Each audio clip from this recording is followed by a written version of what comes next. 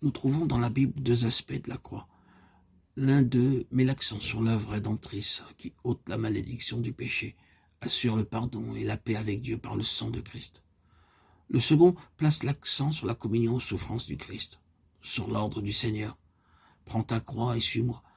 Sur les paroles de l'apôtre, je suis crucifié au monde. En Christ, vous êtes morts au péché.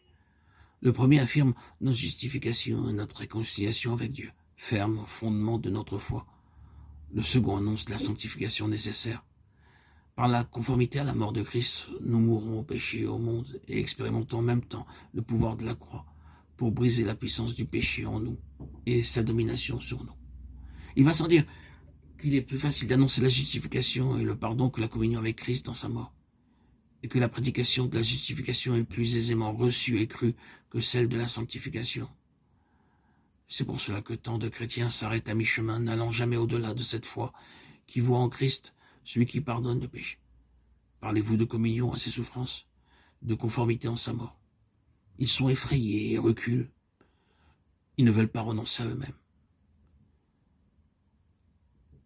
Et cependant, c'est seulement lorsque l'homme a compris le double message de la croix qu'il saisit toute la portée, tout le prix de sa rédemption,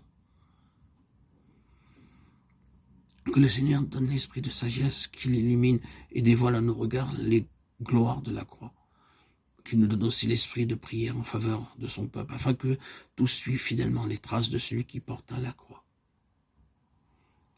Qui est celui qui vient d'Édom en vêtements rouges, qui vient de Bostra avec des habits éclatants, portant la tête haute dans la plénitude de sa force? C'est moi qui parle avec justice, tout puissant pour sauver.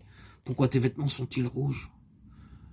J'étais seul à fouler au pressoir, et parmi les peuples, personne n'était avec moi. Ésaïe 63, 1, 2, 3. Voici l'agneau de Dieu, Jean 1, 29. Et lorsqu'ils furent arrivés au lieu appelé Calvaire, ils le crucifièrent, Luc 23, 33. Les siècles étaient révolus, l'heure était venue. Le sacrifice de l'agneau immolé dès la fondation du monde allait être consommé à la face du ciel et de la terre, au lieu appelé Golgotha, acte 4, 27, 28. Après la tragédie du jardin d'Éden, par les lois mosaïques, par les sacrifices, par la voix des prophètes, Dieu avait annoncé la croix. Il avait acheminé l'humanité, surtout son peuple d'Israël, vers cette croix, qui est et demeure à jamais au centre de l'histoire, dont elle est l'axe, en même temps que le point culminant. Tout ce qui précède le drame du calvaire y conduit, tout ce qui le suit en découle. Même dans les siècles à venir et jusque dans l'éternité, la croix gardera sa place unique, sa situation dominante. Nous lisons en effet dans l'Apocalypse que l'apôtre Jean, exilé à Patmos et ravi en extase, vit dans le ciel au milieu du trône un agneau comme immolé. Et c'est vers lui que s'élèvent les louanges, et pour lui que les rachetés entonnent le cantique de délivrance et d'action de grâce. 700 ans avant que Jésus-Christ ne fût conduit au lieu appelé Calvaire, un prophète, sous l'inspiration divine, avait annoncé la croix.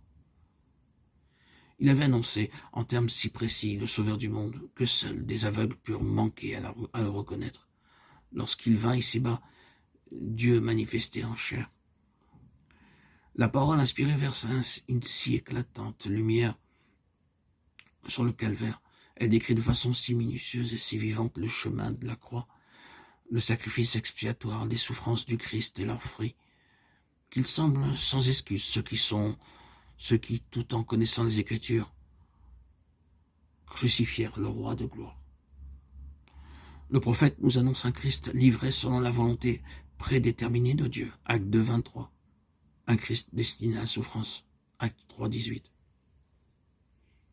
Et lorsque les chefs d'Israël condamnèrent le prince de la vie et le livrèrent aux méchants pour qu'il fût crucifié, ils accomplirent à leur insu ces prophéties qu'on lisait chaque jour de sabbat dans leur synagogue.